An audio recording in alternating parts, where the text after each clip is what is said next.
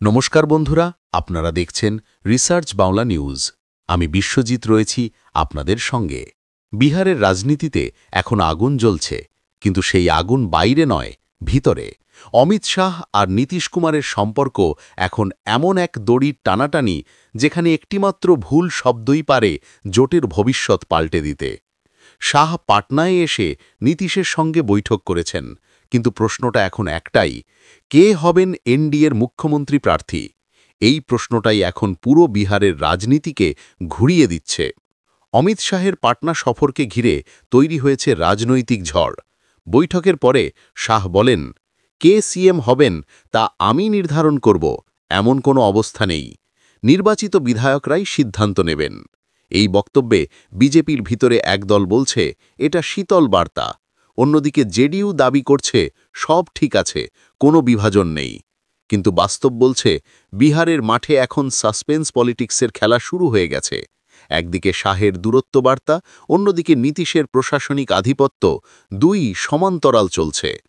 বিহারের এনডিএ আসলে একটা বহুদলীয় সমঝোতা। এখানে শুধু বিজেপি বা জেডিইউ নয়, আছে ছোট পার্টিগুলো, হ্যাম, এলজেপি, ভিআইপি প্রভৃতি। সবাই চায় নিজেদের জায়গা নিশ্চিত হোক। জেডিইউ মুখপাত্র কে প্যাটেল ও ললন সিং বারবার বলেছেন, এনডিএ অটুট আছে, কেউ ভাঙতে পারবে না। তবে একই সঙ্গে তারা এও বলছেন, নীতিশ কুমার এখনও এনডিএর মুখ। অন্যদিকে বিজেপির শিবিরে একটা অঘোষিত নীরব প্রতিযোগিতা চলছে। রাজ্য বিজেপি নেতারা চাইছেন এই ভোটে মুখ থাকুক বিজেপির, শুধু মোদি ও শাহের জনপ্রিয়তায়। তারা মনে করছেন নীতিশের মুখে ভোটে নামলে অ্যান্টি ইনকামবেন্সি ফ্যাক্টর বিজেপির ঘাড়ে চেপে বসবে। এখন প্রশ্ন, এই দ্বন্দ্ব কতদূর যাবে? অমিত শাহের রাজনীতি সরল নয়, বহুস্তরীয়। তিনি প্রকাশ্যে নীতিশের সঙ্গে বৈঠক করেন, কিন্তু মাঠে যখন র্যালি করেন তখন নিশানা করেন সরাসরি আরজেডি ও তেজস্বী যাদবকে। তার ভাষণেই স্পষ্ট বার্তা, আরজেডি মানে দুর্নীতি আর এনডিএ মানে স্থিতিশীলতা। কিন্তু প্রশ্ন উঠছে, যদি এনডিএ মানে স্থিতিশীলতা হয়, তাহলে মুখ কে? নীতিশ কুমার নাকি বিজেপির কোনো নতুন মুখ? এই প্রশ্নের উত্তর না দিয়ে শাহ বরং রেখে দিচ্ছেন চিন্তার জায়গা। এক প্রকার রাজনৈতিক দাবা, যেখানে প্রতিটি চাল ভবিষ্যতের চুক্তির ইঙ্গিত। জেডিইউর ভিতরে একটা স্পষ্ট ভয় কাজ করছে। 2013, 2017, 2022 এই তিনবারই জোট ভেঙেছে এবং প্রত্যেকবারই ক্ষতি হয়েছে নীতিশের। তাই এবার নীতিশ কুমার চাইছেন যেভাবেই হোক জোট অটুট রাখবেন, কিন্তু নিজের মর্যাদা হারাবেন না। জেডিইউর দিক থেকে বারবার শোনা যাচ্ছে নীতিশ এখনও এনডিএর নেতা, জনগণ তার ওপর ভরসা রেখেছে।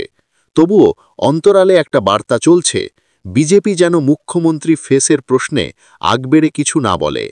এটা বোঝাই যাচ্ছে জেডিইউ এখন প্রতিরক্ষায় আর বিজেপি খেলছে আক্রমণের রাজনীতি।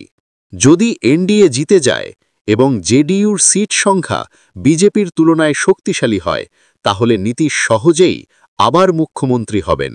এটাই শাহ নীতিশ মিটিংয়ের মূল শর্ত। সমঝোতা থাকলে মুখ থাকবেন। কিন্তু যদি বিজেপির সিট সংখ্যা বেড়ে যায়, তাহলে অমিত শাহ নতুন নাম সামনে আনতে পারেন।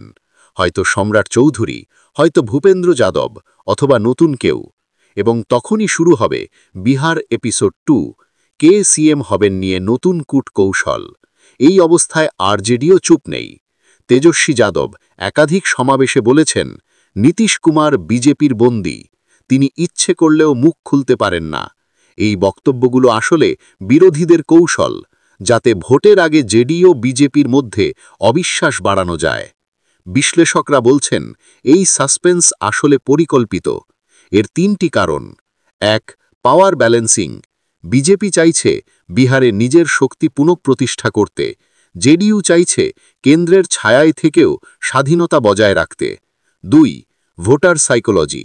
সাসপেন্স ভোটারকে টানতে সাহায্য করে। যখন মুখ অঘোষিত থাকে তখন সবাই ধরে নেয় এইবার কিছু আলাদা হতে চলেছে। 3. নেগোশিয়েশন টুল।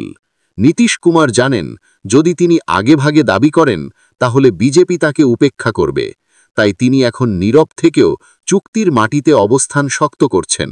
এটা এক প্রকার নিখুঁত পাওয়ার প্লে, যেখানে কথার মধ্যে রাজনীতি আর নীরবতার মধ্যে বার্তা। শাহ ও মোদির আগামী বিহার সফরগুলিতে যদি সরাসরি নীতিশ কুমারই মুখ বলা হয় তবে জোট মজবুত, কিন্তু যদি বিজেপি আলাদা প্রচার শুরু করে, Modi Shah model of governance তুলে ধরে, তাহলে বুঝে নিতে হবে ভেতরে চাপ বাড়ছে। জেডিইউ এর পরবর্তী বিধায়ক বৈঠকেও নজর দিতে হবে, কারণ সেখানেই বোঝা যাবে নীতিশ নিজের দলের ভিত কতটা ধরে রাখতে পারছেন। সবশেষে একটা কথা, বিহার এখন শুধু ভোটের রাজনীতি নয়, এটা ভারতের জোট রাজনীতির পরীক্ষার মঞ্চ। অমিত শাহ ও নীতিশ কুমার দুইজন নেতাই অভিজ্ঞ, দুইজনই কৌশলী, কিন্তু ইতিহাস বলছে বিহারে একসঙ্গে দুজন চালক বেশি দিন গাড়ি চালাতে পারে না। দেখা যাক এবারের ফলাফলের পরে কে থাকবে স্টিয়ারিংয়ে, অমিত শাহ নাকি নীতিশ কুমার? জবাব দেবেন আপনারাও কমেন্ট বক্সে। এবং আমাদের বিশ্লেষণ ভালো লাগলে রিসার্চ বাংলা নিউজ ইউটিউব চ্যানেলটিকে সাবস্ক্রাইব করে আমাদের পাশে থাকুন। ধন্যবাদ।